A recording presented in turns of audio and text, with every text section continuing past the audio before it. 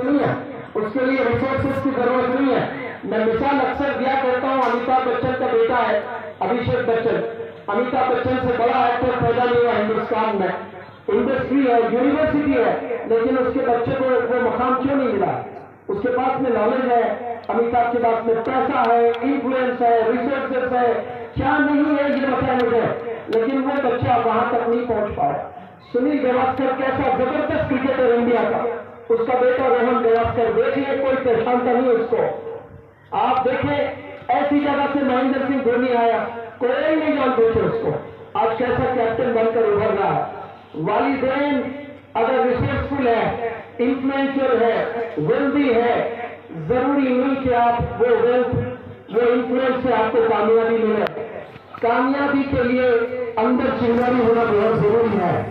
ये चिंगारी के बिना मंजिल कभी नहीं मिलने वाली है आपको। आप इरादा बनाएं, इंशाल्लाह ये ऐसा वक्त से गुजर रहे हो आप जवानी का, इसमें जो आप चाहें वो कर सकते हैं, लेकिन शर्त ये है कि डायरेक्शन बहुत जरूरी है। यहाँ कोई बंदा खड़ा होकर मुझे बताए कि किसी के 17 फ्रैक्चर्स हुए हैं, 17 फ्रैक्चर्स हुए हैं, 7 सर्जरीज हुए हैं। एक लड़की की मैं कहानी आपके इल्म में ले आना चाहता हूँ। राजस्थान सब लोग जानते हैं, रेती इलाका, रेत का रेगिस्तान, वहां एक छोटे से गांव में एक लड़की के 17 फ्रैक्चर्स हुए हैं। वो कभी गिरती तो हड्डी टूट जाती, हड्डी में जो बोन मैरो गुड होता ना वो बिल्कुल पतला। ऐसे कई लोग हैं जो कभी गफलत से भी गिरते हैं तो हड्डी टूट जाती है। हम गिरते हैं तो हड्डी नहीं टूटती क्योंकि हड्डी में गुड है, अल्लाह ने वो पावर दिया है। उस लड़की के 17 फ्रैक्चर्स हुए, 7 सर्जरीज हुआ है, और हाइट उसकी बेचारी की इतनी, जो बौनी कहते हैं ना उर्दू में सुना आपने, जो बौना होता है, बौनी होती है इंग्लिश में, उसको ड्वार्फ कहते हैं, DWARF। बिल्कुल छोटे सर्कस में आप लोग देते हैं, छोटे छोटे हाथ होते हैं, छोटे पैर होते हैं। तो वो उसकी बहनें भाई सब खानदान में वैसे ही था। तो शौहर उसका बाप वो छोड़कर बीवी बच्चों को दिल्ली आ गया। तो माँ परेशान, बच्चे परेशान, क्योंकि सब बीमारियों में मुलविस है। तो जो शौहर ने छोड़कर, मैंने अपनी बेटी को छोड़कर बाप दिल्ली आ गया। तो बात सुने आप लोग बड़े गौर से। माँ ने कहा बेटे से कि बेटा तूने बेसहारा छोड़कर मुझे, तेरी बीवी और तेरे बच्चों को छोड़कर तू दिल्ली चला गया और किसी से शादी कर ली तूने। खैर कोई बात नहीं, कम से कम ये 3-4 जो तेरे बच्चे हैं उनमें से एक बच्ची बहुत पढ़ना चाहती है, वो बच्ची को तू जरूर दिल्ली बुला और एजुकेशन दे। तो माँ होती है, माँ की बात उस बंदे ने सुनी और उस बच्ची को राजस्थान के छोटे गांव से दिल्ली बुलाकर स्कूल में दाखिला दिलवाया, गवर्नमेंट स्कूल में। पैसे वैसे तो नहीं थे, गवर्नमेंट स्कूल में वो लड़की पढ़ाई करती थी और इतने अच्छे नंबरात से पास होती थी। तो उसके सौतीली माँ को बड़ा जलन सा होता था। और उसकी भी एक बेटी थी जिसको स्टेप सिस्टर कहते हैं, हम उम्र। वो बच्ची अच्छे नंबरात से कामयाब नहीं होती, लेकिन ये जो कम खर्च की लड़की जो राजस्थान के गांव से आई, ये बड़े अच्छे नंबरात से कामयाब होती थी। अब ये देखकर तो उसे इतना जलन हसद पैदा हुआ है कि ये लड़की बहुत आगे जा रही है, मैं ऐसा खत्म नहीं होने दूंगी। उसने एक शर्त लगाया, इलेक्ट्रिसिटी की बिल बहुत आ रही है, 7 बजे के बाद यहाँ घर में कोई लाइट फैन नहीं चलेगा। तो वो लाइट बंद करना शुरू कर दी ताकि ये पढ़ाई ना करे। देखिए जिसमें जरूरत होती है, जिसमें इरादा होता है, जिसमें अज़्म होता है, वो अपने मिशन को कभी छोड़ते नहीं। तो वो बंदी क्या करी, सुबह 3 बजे जाकर पढ़ना शुरू किया, बाहर जाकर घर के सहन में बैठकर पढ़ाई करना शुरू की और अच्छे नंबर आने लगे उसको। अब ये देखा नहीं गया उसको, अब जुल्म करना शुरू किया। अब इतना जुल्म करना शुरू किया कि उसके पास में कोई ऑप्शन नहीं था, या तो वो जुल्म सहे या फिर वापस राजस्थान छोटे गांव चले आते। वो बहुत सोचकर एक कदम उठाया और वो कदम न राजस्थान की तरफ गया और ना ही वो उस घर में रहकर उसने तालीम हासिल की है। वो अपने माँ बाप को छोड़कर वो एक स्लम में जाकर, यमुना विहार दिल्ली में है, वो स्लम में जाकर पढ़ाई, अपनी तालीम, अपना एजुकेशन उसने शुरू किया। और वो बच्चों को ट्यूशन पढ़ाकर वो अपने स्कूल की फी वगैरह दिया करती थी, या और मजीद किताबें खरीदना, पढ़ाई करना। और आप लोग के इल्म में मैं ये बात ले आना चाहता हूँ, बहुत गौर से सुने। वो ट्यूशन उसकी फी होती थी 10 रुपए, कोई 15 रुपए, कोई 20 रुपए देता था। महीना उसकी कमाई होती थी 200 रुपए।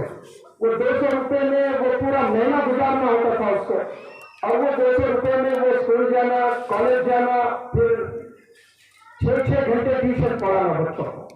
और वो अपने एक इंटरव्यू में उसने बताया कि रोटी होती ना, वो रोटी 3-4 दिन की रोटी बना लेती बैठ वक्त में, और पानी में डुबो करके वो रोटी खाती ताकि सालन बनाने में वक्त जाया ना हो। तो रोटी को पानी में डुबोकर भिगोकर सुबह में भिगोया, रात में आकर वो रोटी खाकर बच्चों को ट्यूशन पढ़ाकर वो 10th क्लियर किया, 12th क्लियर किया, फिर उसने ग्रेजुएशन क्लियर किया। और किसी ने उस लड़की से कहा कि हैदराबाद से कोई मशहूर ट्रेनर दिल्ली के इंडिया इस्लामिक कल्चरल सेंटर में पर्सनैलिटी डेवलपमेंट वर्कशॉप कंडक्ट करते हैं, ये पब्लिक स्पीकिंग सिखाते हैं, ये कॉन्फिडेंस डेवलप करते हैं, और ये इरादे डेवलप करते हैं लोगों में, आप जरूर अटेंड करें। तो वो लड़की आई बेचारी प्रोग्राम अटेंड करने के लिए। 20 दिन गुजर गए, उस लड़की में इतनी हिम्मत नहीं कि वो स्टेज पर आए बात करे। एक दिन मैंने खूब जबरदस्त मोटिवेशनल लेक्चर दिया, तो वो लड़की ने हिम्मत जोड़कर 300 नौजवान बच्चे यूनिवर्सिटीज के थे वहां, दिल्ली यूनिवर्सिटी, जामिया इस्लामिया से सब बंदे बैठे हुए हैं। वो हिम्मत जोड़कर बिल्कुल कोने से आकर स्टेज के दरमियान बीच में आ गई और माइक लेकर खड़ी हुई। 1 मिनट तक उसके अलग से आवाज नहीं निकल रही थी। तो मुझे बड़ा दर्द हुआ है। लोग 350 जो बच्चे बैठे हुए थे, 300 के 300 बच्चे इसकी चाल को देखकर, इसके खत को देखकर हंस रहे थे, और वो उसके हलक से आवाज नहीं निकल रही थी। तो मुझे डर लगा कहीं ये लड़की दिल से तो ना ले ली। सब लड़के हंस रहे थे इस पर। 1 मिनट के बाद उसने माइक खरीद किया, और 300 जो बंदे बैठे हुए थे, वो बंदे से मुखातिब होते हुए उस लड़की ने कहा, you can laugh, you all are my friends, you all are my classmates, you can laugh, आप सब लोग मेरे क्लासमेट्स हैं, आप लोग हंस सकते हैं, जितना हंसना चाहे उतना हंस सकते हैं। I have no issues, I have no problem at all, मुझे कुछ नहीं होने वाला, आप लोग हंसे अगर मुझ पर, जितना हंसना चाहे आप हंस लें। आप लोग सिर्फ 300 लोग हैं और ट्रेनिंग के 20 दिन बचे हैं। आप अगर चाह भी लें तो मुझ पर और मजीद 20 दिन हंस सकते हैं। But I do not want the rest of the world to laugh at me for the rest of my life. उसने कहा, मैं नहीं चाहती कि पूरी जिंदगी लोग, पूरी दुनिया वाले मुझ पर हंसते रहे। ये जो 300 लोग 20 दिन मुझ पर हंसेंगे मैं बर्दाश्त कर सकती हूँ, लेकिन जिंदगी भर पूरे दुनिया वाले मुझ पर अगर हंसते रहे, ये खतन में बर्दाश्त नहीं कर सकती है। अब ये सोच रखने वाली लड़की क्या क्या कर सकती है, आप सोचें। वहां वर्कशॉप हुआ है, उस कॉन्वोकेशन में 5 बड़े बड़े पर्सनालिटीज आए थे। उसमें 3 तो चीफ मिनिस्टर थे, मध्य प्रदेश के चीफ मिनिस्टर दिग्विजय सिंह साहब थे, जम्मू कश्मीर के चीफ मिनिस्टर फारूक अब्दुल्ला साहब थे, और स्पीकर थे पार्लियामेंट के रहमान साहब, डिप्टी स्पीकर, और मजीद बड़े बड़े दिग्गज leaders, eminent personalities guest of honour बनकर आए थे। तो बेहतरीन अंग्रेजी में सबने स्पीचेस दी थी। तो वो फारूक अब्दुल्ला साहब, दिग्विजय सिंह साहब, वो लोग को मैंने जजेस बनाया था। हाथ में पैर देकर आप मार्क्स देते रहिए, वरना आप लोग यहाँ भी आकर फोन पर ही मशगूल रहेंगे। मैं चाहूंगा कि आप मेरे बच्चों की स्पीचेस सुने। अब जब मार्क्स देना होता है तो सुनना जरूरी होता है ना, तो बड़ा दिल से सुन रहे थे सब लोग। तो फारूक अब्दुल्ला साहब ने पूरे स्पीचेस होने के बाद कहा कि आप लोग 6 बड़े अच्छे स्पीचेस दिए, हो सकता है आप लोग तैयारी करके आए, मैं कुछ टॉपिक दूंगा, आपने अभी बात करना है 1 मिनट बिना तैयारी के। तो उन्होंने सबको अलग अलग टॉपिक दिए। वो जब लड़की की बारी आई तो फारूक अब्दुल्ला साहब ने कहा कि आप इंग्लिश में डेमोन्स्ट्रेशन दीजिए कि बिरयानी कैसे बनती है, बताइए। तो वो लड़की हंसते हुए फारूक अब्दुल्ला साहब के हाथ में हाथ मिलाकर कहा कि सर जी, काश आप मुझे दाल रोटी कैसे बनता पूछते ना, तो straight away I'll give you the demonstration. I've never had biryani in my life and you're asking me to give demonstration how to cook biryani. दाल रोटी कैसे बनती पूछिए, मैं आपको डेमोन्स्ट्रेशन दे सकती हूँ। बिरयानी हम कभी खाए नहीं, हम कैसे डेमोन्स्ट्रेशन दे सकते हैं। वो बेस्ट स्पीकर अवार्ड लेकर गई है। उसके बाद वो कोरिया 2 दफा हैंडीकैप इंडिया के जितने भी होते हैं उसका एक ऑर्गेनाइजेशन होता है, वो लोग की ट्रेनिंग होती है। कोरिया को इंडिया से 2 दफा उस लड़की ने रिप्रेजेंट किया है। उसके बाद जापान में 1 साल की ट्रेनिंग, लीडरशिप की ट्रेनिंग लेने उस लड़की गई है और वापस आई है। आकर एक इम्तिहान लिखने की जरूरत की है। उस इम्तिहान का नाम है यूपीएससी।